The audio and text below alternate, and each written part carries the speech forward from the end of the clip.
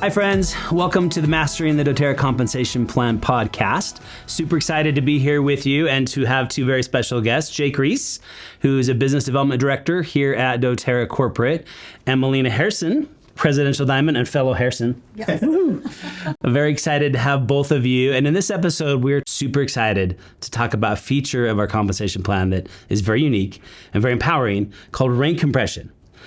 So, do you feel it? I feel it. I love it. It's so great. So let's talk about, for our audience, what is rank compression?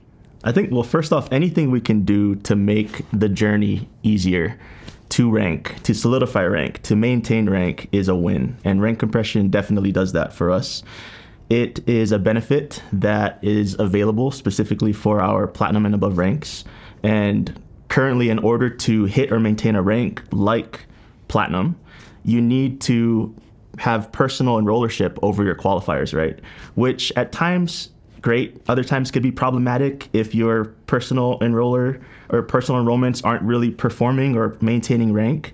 But now with rank compression, we have the ability, in essence, to bypass that requirement.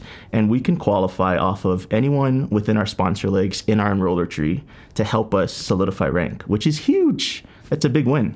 Yes. And I'm really excited about it because it allows us the freedom to really meet people where they're at in their journey. I kind of think of it as I hiked Timpanogos. It's a peak over here. That's a big hike. It is a big Wow, hike good for you. last year.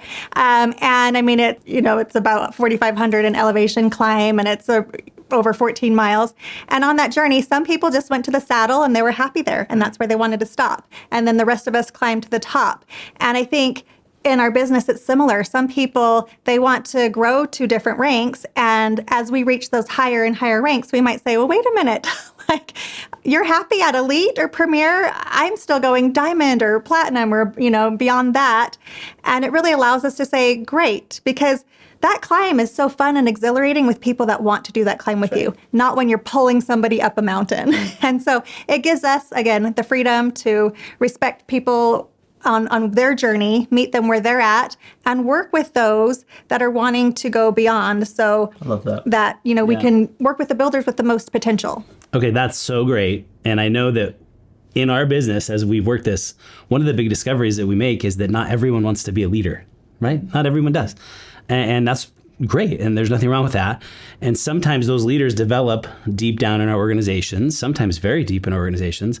And that's where the fire is, right? And with this new rank compression, that allows us to work where we're deserved, maybe rather than being forced to work where we might be needed, right? Which has been the case up to this point. And so to your analogy, it does allow us, right, to help those climb that want to climb, right? And be rewarded for that in our own advancement of rank. And so it's so empowering. Well, and to your point, Justin, I love the saying, energy goes where attention flows, right? And yes. Or is it the other way around? Energy flows where attention goes. And I like them both. Both work. And I think along with what you're saying, it incentivizes and encourages us to focus on working, supporting, and developing the people within our organization, regardless of how deep. That's right. That are building, that are working, that are deserving of that attention. So to recap, this is available to platinums and above, right? This rank compression concept. And so for a platinum, for example, I would need how many silver legs? 3. Yeah. Okay. For a diamond, I would need 4, right? So I need 4 silver legs to be a diamond. And can those silver legs be anywhere in those 4 legs? Different sponsor trees, though. Yes. So one per sponsorship tree. That's right. So you can't have one team or one leg that has 4 silvers in it. Correct. And boom, I'm a diamond. It doesn't work like that, right? And they have to be in your enroller tree. So really quick to explain what an enroller tree is that's anybody under one of your enrollments or within, someone that you've enrolled. So it kind of follows the fast start line. If fast starts, went up forever, that's your enrollment tree. So if your upline had placed somebody underneath you and there's somebody underneath that leg that qualified, they're not technically in your enrollment tree unless you have the enrollment above them. So if you're not getting paid fast start on it, then it's out of your enrollment tree. Exactly.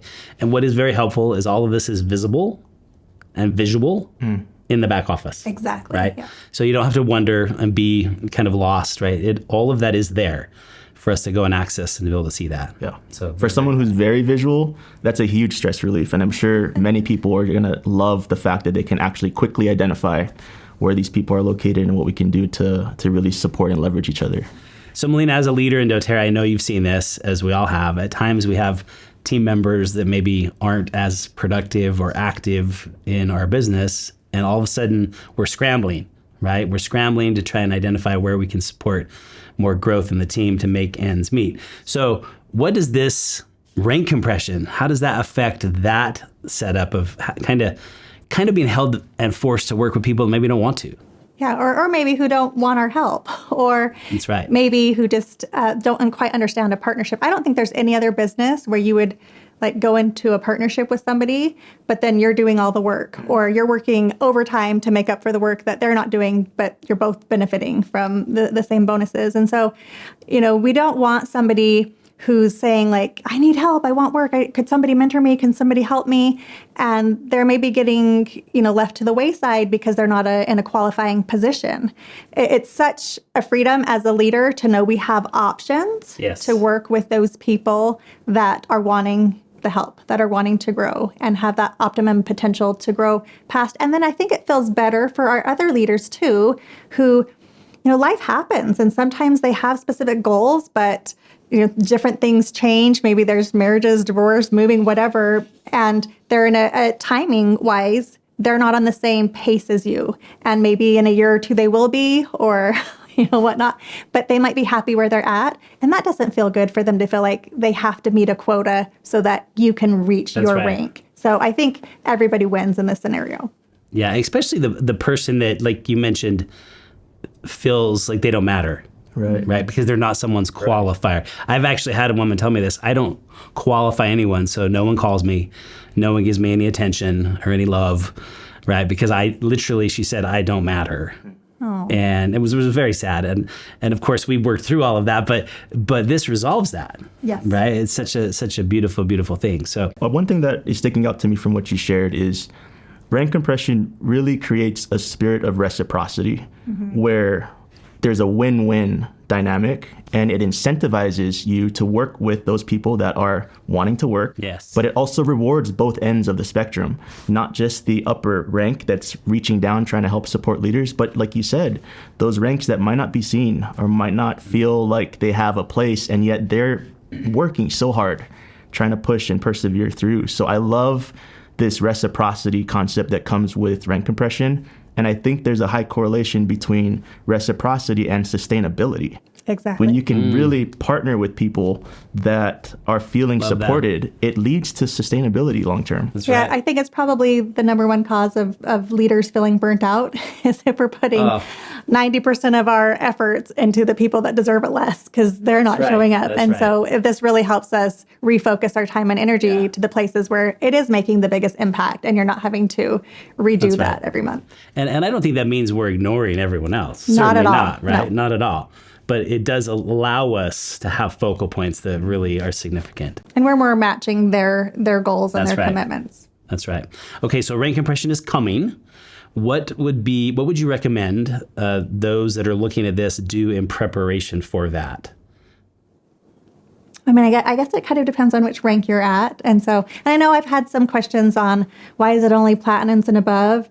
And really, silvers already get this. They get rank compression because you just need 3 legs of elite. So if anybody on any of those anywhere on that leg, then it's there. Same with our executives. Those executives are executive if anybody. So there is rank compression there. It's really just that gold rank that we're looking at.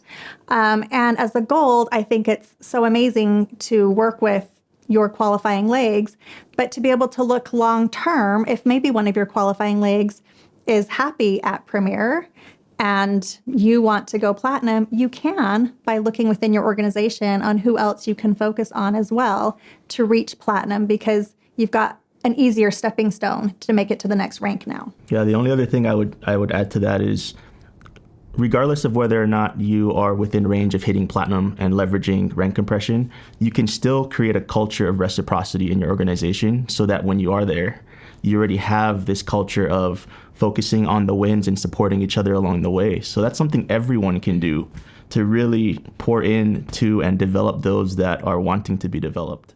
Yeah, and people will feel more seen and heard regardless of where they are in your organization. That's right. That's right. And I know quickly, one concern I had when we looked at rank compression is I thought, and I know other leaders have thought this also, is, oh, isn't that automatically going to like qualify so many people that weren't qualifying before? Now they're just going to hit it, right? Without any new growth, without any new volume, any changes, they just boom because of rank compression. And as we looked at the numbers and analyzed the data, what did we see, Jake? Not so. Yeah.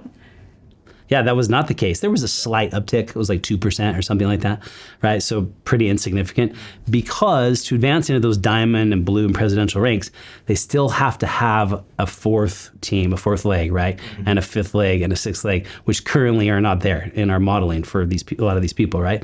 So it doesn't cause that to happen, which was one of my concerns, but really ultimately at the end of the day empowers the leaders, right? This is so exciting. And maybe you have built that fourth leg for Diamond, and the person that qualified you with the fourth leg maybe had some life circumstances happen, and you don't have to redo an entire fourth leg. You don't have to rebuild a new leg. You've got potential there, so you can still work with the people on that team that want to grow. Excellent. Well, I think that coming from a field perspective, we wish this would have happened years ago, right? Yeah. But here it is now. So we're very, very excited. And thank you, both of you, for being here with us today on the podcast. And for all of you watching, thank you. We appreciate your efforts and energy so much. We'll see you on the next episode.